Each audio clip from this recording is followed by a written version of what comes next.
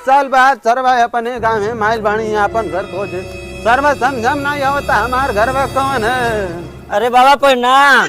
अरे नमस्कार नमस्कार बाबू। और बतावा के कर लइका हवा? अरे बाबा चिन्हत नहीं बड़ा का तू? अरे बाबू चिंतित तो तुमसे पूछती कहाँ। अच्छा ये बतावा बाबा तू इतना दिन ले कहाँ रहला? अरे बाबू जानत नहीं बड़ा हम परलोक में रहली।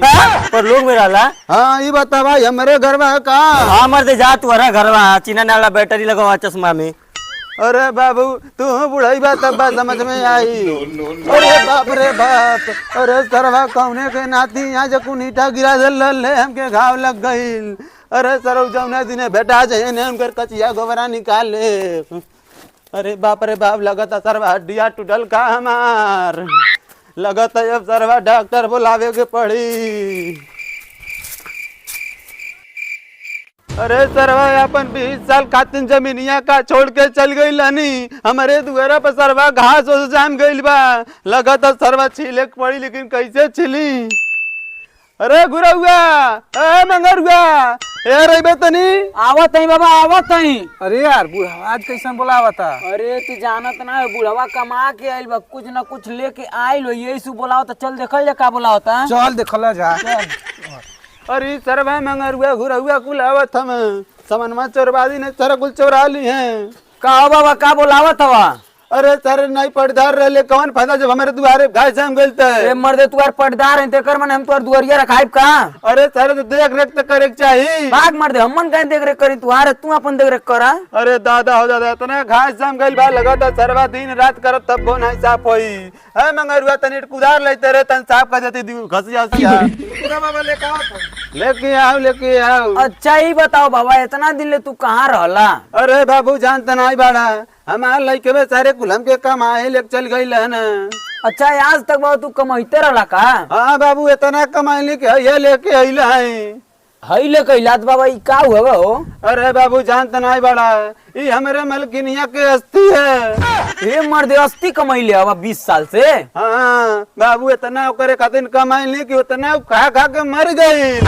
तब का करवा बाबा एकर? अरे बाबू जानते नहीं बड़ा हमार मलकिनिया बुढ़िया कहले रहल एके प्रयागराज में ले जाके दवाइया तब हमारे आत्मा के शांति मिली। बस वही और कहीं नहीं दवा सकेला काहे के? नहीं बाबू वही खातिर हम आइल बड़ी अपने गाँव में दबावे खातिर।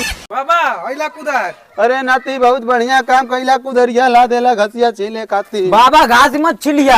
अरे यार छीले दे ने इतना जाम गइल बा। बाबा घास मत छिलिया नहीं तो घास ही खातिर बवाल हो जाई। अरे सरवा कैसे बवाल हो जाई रे? छिलिया मत बाबा ने पक्का बवाल हो जाई देख लिया।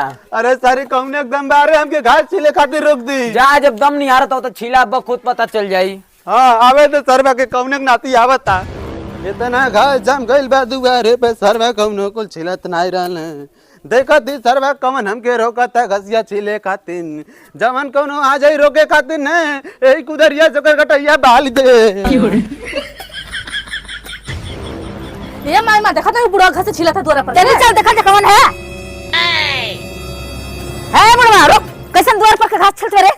अरे बाप रे बाप ते कौन है रे हमके बोलत भाई? हमार द्वार है। ये तोर द्वार है? हाँ 20 साल से कहाँ रहला हवा? ये हमार दादा हमारे नाम में जमीनिया कह के गइल है ना तुहार नहीं है। हमार है घरवा दुआरवा।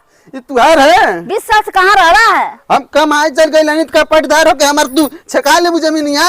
अरे बुढ़ा मान जा न तो इस दू चार मार तुरंत ठंडा जाइबा। अरे बाप तू हमके डंडा लेके मारे आइल बाड़ू। अरे बुढ़ा तो के मारे के ना कबे मार के बिछा दे ले। अरे बाप रे बाप ए गुरउआ मंगरुआ तनी अरे बे का भइलो बाबा का भई? अरे देखत नहीं बड़ा है दोनों ठेरे कुल हमार जमीनिया कुल्हड़ पे आइल बानी। कहां गई लला भले?